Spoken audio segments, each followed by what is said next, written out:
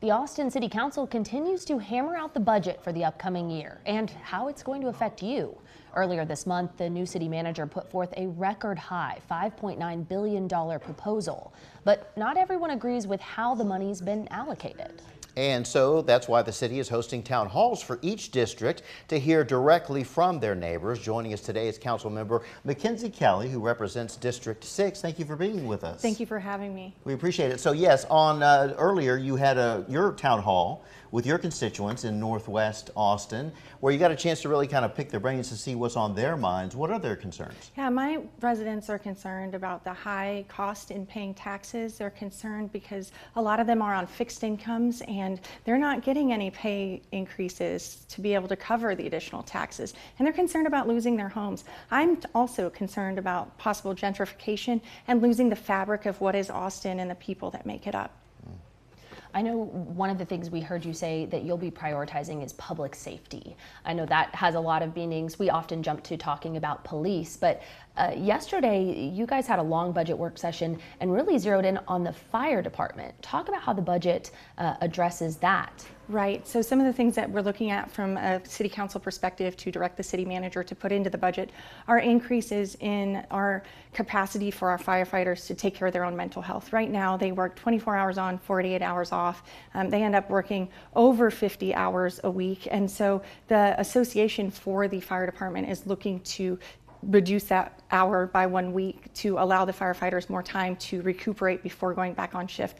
We all know that firefighters really go through a lot of stress and trauma. Myself as a firefighter, I'm uniquely aware of that, and I want our firefighters to be in the best condition possible. We had a firefighter commit suicide just a few weeks ago, and that really hit the department hard and is a poignant reminder of the need for them to be taken care of. And along those lines, yesterday during the budget talks, it was discussed about fire and police overtime and understaffing, things of that nature. Where do we stand on that? Right. So a lot of the pay for police officers comes out of vacancy savings because we have so many vacant positions. We as a city are able to pay for the overtime that way. That's not sustainable long term. Once we start filling vacancies, we're going to need to ensure that we're distributing the workload effectively across the department so that we don't incur so much overtime. Same with the fire department. We want to make sure that we give those firefighters the adequate time off that they need to ensure that they are not calling out for shifts and requiring other firefighters to go in there and take over for them.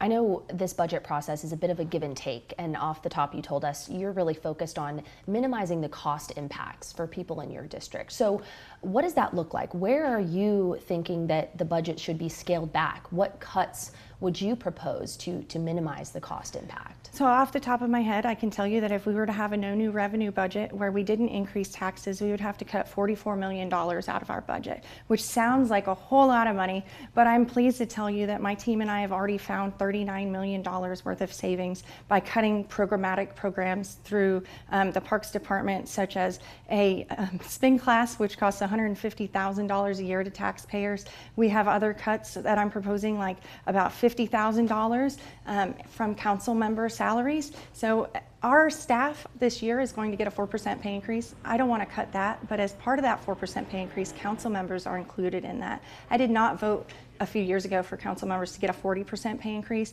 and I believe if we put our pay increase this year back on the table, that's another cut that we could make that could go to essential city services. I need to have you look over my budget. You seem to be really good at this sort of thing, saving money. Yes, that's great. So talk to us about the candidates for police chief. They've been here this week discussing what they'd like to do if they got the job. They met with people in the community. They met with leaders. What are your thoughts? And whoever gets it, what is it you want to see from this person? Yeah, well, we do have the two candidates that the city manager and our consulting firm have determined are the quality for a police chief that we need in our city. I would have liked to have seen a broader look at potential chiefs, but I think we have some unique challenges here in Austin that not everybody wants to tackle. I would like to see our next chief really come through and shine in a leadership position where they can take the helm of the police department and take us into the next generation, but not throw the baby out with the bathwater. We're doing a lot of really great things at the Austin Police Department, but we also need a chief who understands the culture of the city and how we have vocal individuals on both sides of the public safety spectrum that want public safety to be done a specific way, and melding the two and coming to compromise is really important.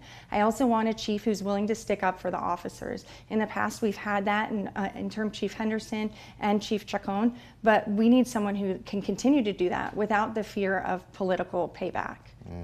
For sure. Lots to juggle there. Mackenzie Kelly, thank you so much for joining us today. I'm sure we'll be continuing to bother you throughout the budget process as you all get closer to a vote on that. We did reach out to every city council member. Earlier this week, we spoke with District 2 Council Member Vanessa Fuentes. You can find that full interview on our website right now. And coming up in the next hour, we'll be sitting down with Council Member Ryan Alter as well. We'll be right back.